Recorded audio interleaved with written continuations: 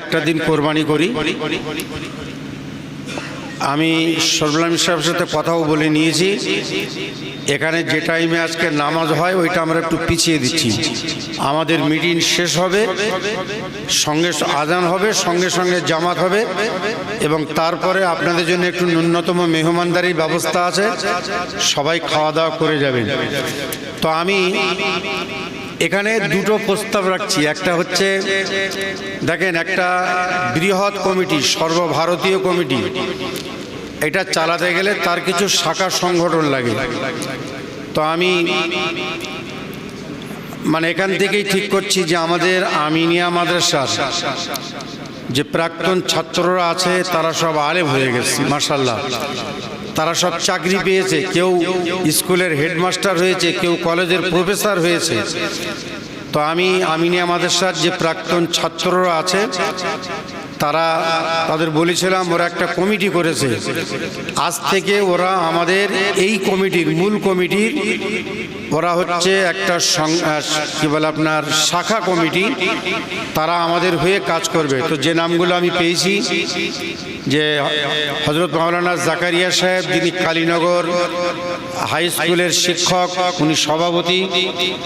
হযরত মাওলানা সালাউদ্দিন সাহেব, যিনি হচ্ছেন পানিগোবরা হাফিজ সাহেব হুজুরের পোতা, উনি কোদালিয়া হাই মাদ্রাসাতে চাকরি করেন, উনি সহসভাপতি। হযরত মাওলানা মাসুদুর রহমান সাহেব, ওই ছাত্র সংগঠনের সম্পাদক, উনি এখন আপনার ভোজপাড়া হাই স্কুলের TIC, teacher in-charge, assistant headmaster. হযরত মাওলানা আবু জাফর সাহেব রজিপুর, উনি হচ্ছেন মুখপাত্র। হযরত মাওলানা আবুল সালেহ নদভী সাহেব, যিনি বসিরহাট কলেজের অধ্যাপক। দেখেন আমাদের এরা যে কমিটিগুলো করছে সবাই এডুকেটেড, কেউ মূর্খ না।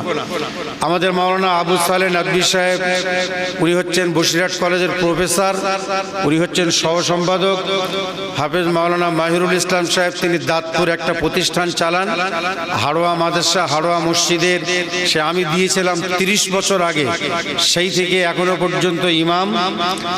হযরত মাওলানা জিয়াউল হক সাহেব, মাশাআল্লাহ, বেচারি খুব ব্যস্ত, ও নিজে একটা প্রতিষ্ঠান চালায় বোয়ালঘাটা। আজকে প্রায় 5000 লোকের একটা কলমাখানি ছিল, সেটা বাদ দিয়েও আজকে আমাদের এখানে অ্যাটেন্ড করেছেন, উনি সহসভাপতি। হযরত মাওলানা সাইফুদ্দিন নদভী সাহেব, যিনি গোটা পশ্চিম বাংলার দায়িত্বে আছেন। হযরত মাওলানা শহীদুল ইসলাম সাহেব, সহসভাপতি, কি আমাদের সুপারিনটেন্ডেন্ট, বসিরহাট আমিনিয়া মাদ্রাসার সুপারিনটেন্ডেন্ট। হযরত মাওলানা মুস্তাকিম সাহেব, উনি হচ্ছেন ফুলবাড়ি হাই স্কুলের হাই মাদ্রাসার শিক্ষক। মাওলানা আনোয়ার সাহেব সদস্য। হাফেজ তরিকুল ইসলাম সাহেব, যিনি প্রতিষ্ঠিত বক্তা। হযরত মাওলানা মাহবুব আলম সাহেব, পাইকপাড়ার এতিমখানার। এটা কিন্তু আমাদের মূল কমিটি না, এটা আপনারা কেউ ভুল বুঝবেন না।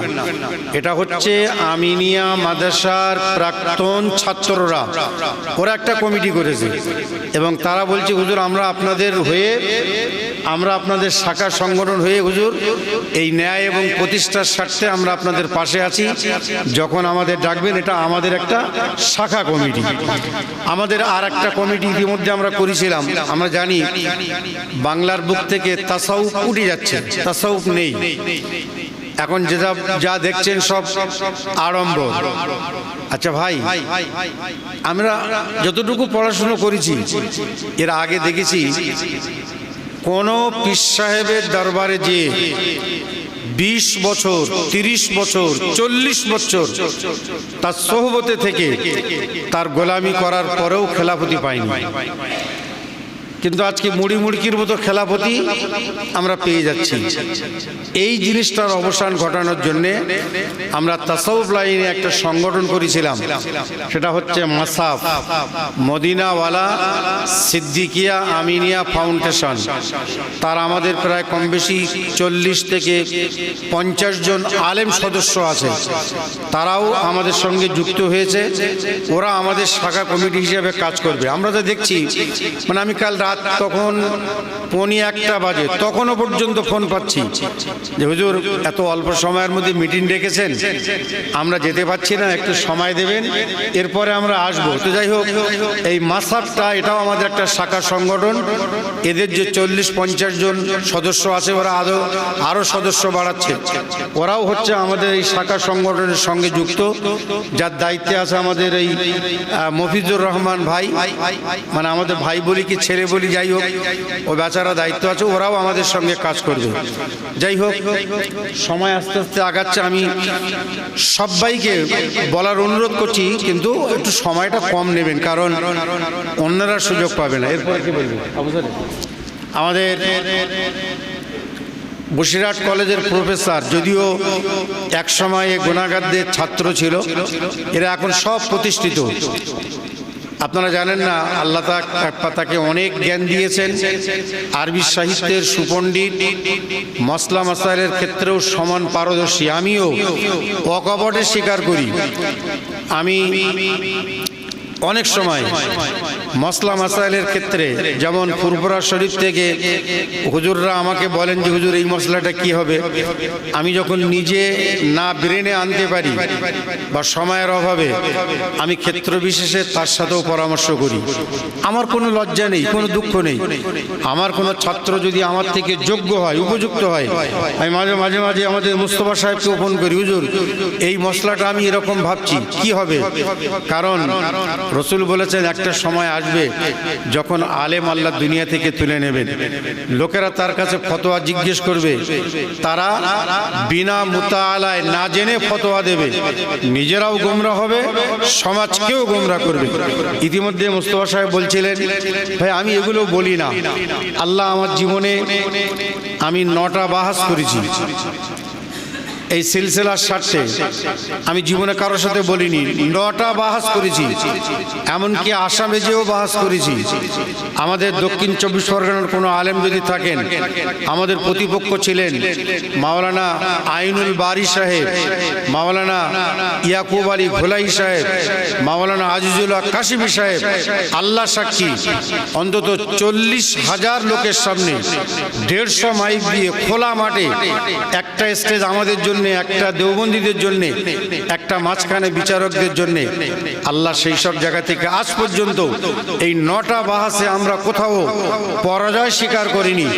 আল্লাহর শান, আমার দাদা হুজুর বসিরহাট হুজুর কেবলার কদমে রসিলায় আল্লাহ আমাদেরকে বিজয়ী করেছেন। সুতরাং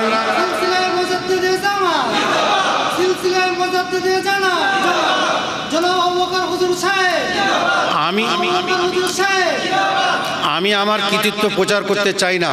তো আমি যাদেরকে নিয়ে চলি, আমার মুফতি মোস্তফা সাহেব আছেন, মাওলানা আবু সালেহ নাদভী সাহেব আছেন, অনেক মসলার ক্ষেত্রে রাত্রেবেলা যখন ও বেচারা, ওরা আবার বাচ্চা খুব বিরক্ত করে, বলি বাবু এই মশলাটা দেখো দিন কি হয়, দুই বাপু একটু শেয়ার করি, করার পরে সঠিক মশলাটা দেওয়ার চেষ্টা করি। কারণ এরম যেন না হয় যে আমরা একটা জায়গায় গেলাম, এই লাস্টে মাওলানা সাহেব মোস্তফা সাহেব ছিলেন, জায়গাটা হচ্ছে স্বরূপনগর মসজিদ।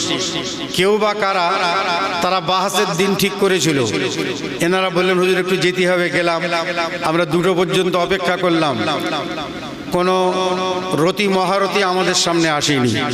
আল্লাহর শান, পরে তাদের পক্ষ থেকে ঘোষণা করা হচ্ছে যে আমাদের মুফতি সাহেব ফতোয়া উইথড্র করে নিয়েছেন। তো আমরা যেন এরাম না করি যে মসলা দেওয়ার পরে আবার সেটা উইথড্র করতে হয়।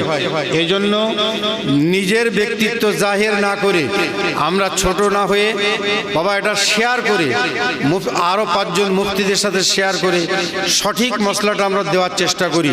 তো আমার এই দেওয়ার ক্ষেত্রে যার বেশি অবদান সেই হযরত মাওলানা আবু সালেহ নাদভী সাহেব। বাবা ছেলে যদি বড় হয়, বাপের তো বুক আরো 5 হাত থেকে 10 হাত হবে, আমি বড়, এটা কেন হবে? ছেলে যদি আমার থেকে যোগ্য হয় তো আমি তাকে অত্যন্ত আদরের চোখে আরো দেখব। তো সেই হযরত মাওলানা আবু সালেহ নাদভী সাহেব কিছু কথা বলছেন।